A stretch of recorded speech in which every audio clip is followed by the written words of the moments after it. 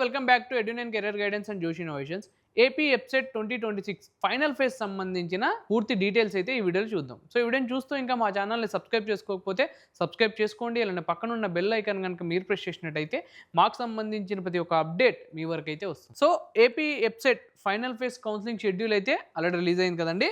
So ఇప్పుడు మనం web options ఎప్పటి నుంచి పెట్టుకోవచ్చు అంటే ఆగస్ట్ 14th నుంచి 21st లోపల మనం వెబ్ ఆప్షన్స్ అనేది పెట్టుకోవచ్చు అనమాట. సో వెబ్ ఆప్షన్స్ పెట్టుకునేటప్పుడు మీరు మీ కేటగిరీ వైజ్ మీకు వచ్చిన ర్యాంక్ని బట్టి మీకు ఏ కాలేజ్ అనేది ఒకసారి ఒక లిస్ట్ అయితే రెడీ చేసుకోండి.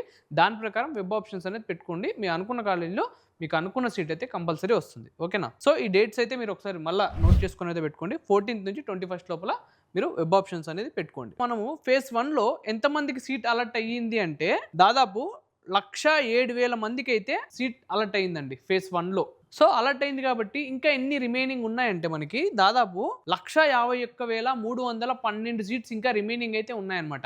ఇంకా ఇప్పుడు అప్లై చేసుకున్న వాళ్ళు ఎంతమంది అయితే ఫైనల్ ఫేజ్కి ఎవరైతే ఎలిజిబుల్ ఉన్నారో సో వాళ్ళు ఎంతమంది ఉన్నారు, 112,285 మంది మనకి ఎలిజిబుల్ స్టూడెంట్స్ అయితే ఉన్నారు. సీట్స్ వచ్చేసి మనకి 151,000 ఉన్నాయి. అంటే సీట్సే ఎక్కువ ఉన్నాయన్నమాట స్టూడెంట్స్ కన్నా. కాబట్టి మీరు కంపల్సరీ ఈ వెబ్ ఆప్షన్స్ అనేది కరెక్ట్గా పెట్టుకున్నట్టయితే మీకు మీరు అనుకున్న కాలేజీలో సీట్ అనేది వస్తుందన్నమాట. ఎంతమంది స్టూడెంట్స్ అయితే ఎలిజిబుల్ అయినారో వాళ్ళందరూ సీట్లు పెట్టుకున్నా కూడా మనకి ఇంకా ఎన్ని మిగులుతాయంటే 39,000+ సీట్స్ అనేది ఇంకా వేకెంట్ ఉంటాయన్నమాట. ఓకేనా? సో మనకి ఎక్కువ అవైలబిలిటీ ఎక్కడ ఉన్నాయి అంటే కోర్ బ్రాంచెస్లో అయితే ఉన్నాయి. లైక్ ఇప్పుడు సివిల్ కానీ మెకానికల్ కానీ త్రిబుల్ బ్రాంచెస్లో మనకి ఎక్కువ సీట్స్ అవైలబుల్ అయితే ఉన్నాయన్నమాట. సో ఇప్పుడు మీ సీట్ని మీరు సెక్యూర్ చేసుకోవాలంటే కొన్ని ఇంపార్టెంట్ స్టెప్స్ అయితే ఉన్నాయండి. అవి ఒకసారి అయితే చూద్దాం. సో ఫస్ట్ స్టెప్ వచ్చేసి మీరు ప్రాసెసింగ్ ఫీజు ఏదైతే ఉందో అది ఫస్ట్ అయితే క్లియర్ చేసేయండి. ఆ ప్రాసెసింగ్ అమౌంట్ అనేది కంప్లీట్ చేయండి. రిజిస్ట్రేషన్ పార్ట్ అనేది కంప్లీట్ చేసేసుకోండి. వెరిఫికేషన్ సర్టిఫికేట్ అనేది కంప్లీట్ చేసుకోండి. సో దాని తర్వాత ఆప్షన్స్ అండి, అంటే web options. Last point web options అనమాట.